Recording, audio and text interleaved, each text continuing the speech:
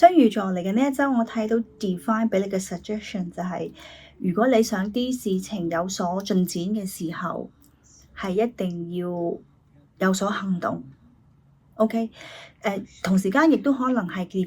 Divine 係俾緊個 message 你，就係可能最近呢段時間你有啲事情你係期待緊個結果，或者可能過去嘅你覺得有啲事情係永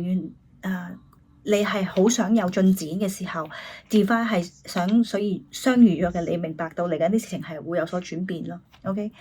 同埋喺呢個過程裏邊，我亦都睇到就係，如果 case one 即係如果對於雙魚座嘅你喺呢一周你想啲事情改變嘅時候，你真係要行出嗰一步，唔好擔心咁多，唔好因為過往嘅一啲事情令你有所卻步，亦都同時間唔好擔心咁多，而真係鼓起勇氣去向前行，或者真係唔好諗咁多咁去向前行，因為個結果可能往往就係比你心目中所諗嘅會嚟得更加好，或者會向住好嗰個發展。